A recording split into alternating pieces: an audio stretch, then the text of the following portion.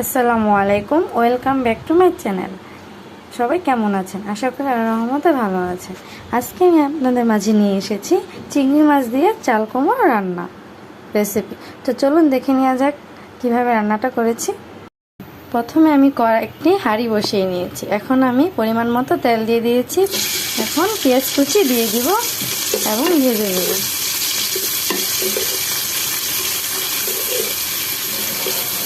এখন আমি 1 চামচ পরিমাণ আদা বাটা দিয়ে দিচ্ছি। এখানে আদা রসুন বাটা একসাথে মিক্স করা আছে। আমি আদা রসুনটাকে পেঁয়াজের সাথে একটু ভেজে নেব, যাতে পরে আদা রসুনের গন্ধটা আর না থাকে। আমি এখানে 1 মিনিটের মতো আদা রসুন বাটাটা পেঁয়াজের সাথে ভেজে নিয়েছি। এখন আমি এখানে 1 চা চামচ পরিমাণ হলুদের গুঁড়ো দিয়ে দিচ্ছি। আমি এটাকে একটু মিশিয়ে নেব। এখানে আমি 1 চা চামচ পরিমাণ জিরে গুঁড়ো দিয়ে দিচ্ছি। তারপর আমি 1 চা চামচ পরিমাণ ধনিয়া গুঁড়ো দিয়ে দিলাম। এখন আমি এখানে 1/2 চা চামচ পরিমাণ ছোট সস দিয়ে দিলাম। ভালো করে এখানে মিক্স করে নেব।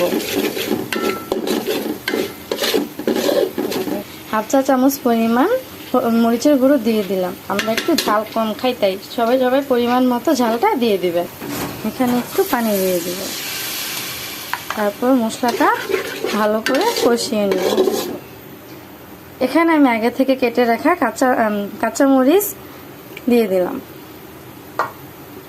এখন আমি এখানে পরিমাণ মতো লবণ দিয়ে দিচ্ছি। যার যার স্বাদ অনুযায়ী লবণটা দিয়ে দেবেন। এখন আমি এখানে চিংড়ি মাছগুলো দিয়ে দিব। একটু ভালো করে মশলাগুলোর সাথে কষিয়ে নেব।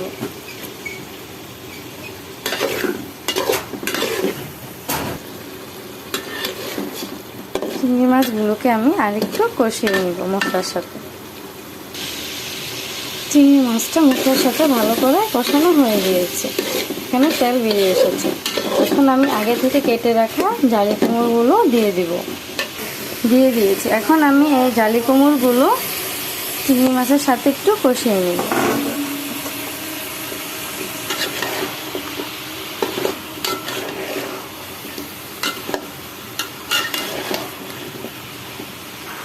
জালি কুমড়োগুলো চিংড়ি মাছের সাথে ভালো করে মিশিয়ে দিয়েছি।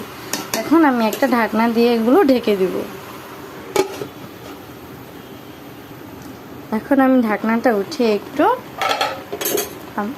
নেড়ে দিব।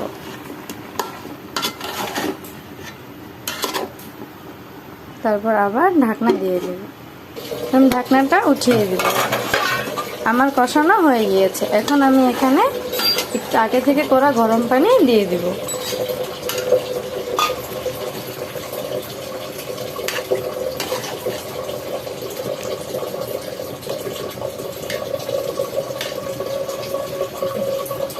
এখন আমি এটা ঢাকনা দিয়ে ঢেকে দেব।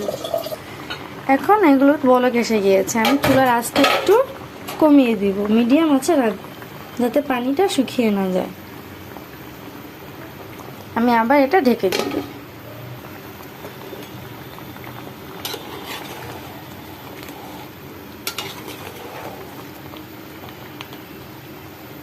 এখন আমি ঢাকনাটা উঠিয়ে একটু নেড়ে দেব।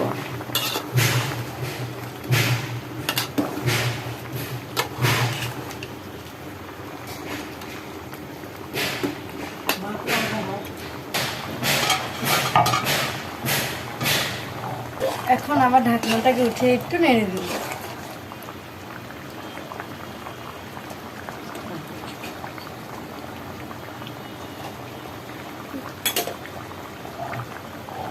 নাড়া হয়ে গেলে আবার ঢেকে দিব।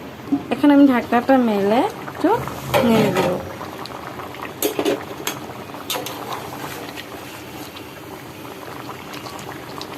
জালি কুমড়োটা সিদ্ধ হয়ে গিয়েছে। এখন আর ঢাকনাটা দিব না। এভাবে আমি কিছুক্ষণ রান্না করে নেব।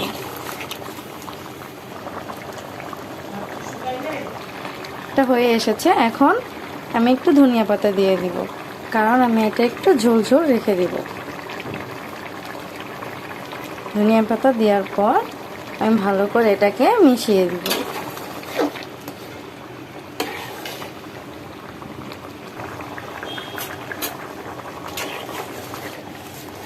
তো হয়ে গিয়েছে চিংড়ি মাছ দিয়ে চাল কুমড়ো রান্না। এখন আমি এটাকে নামিয়ে নেব।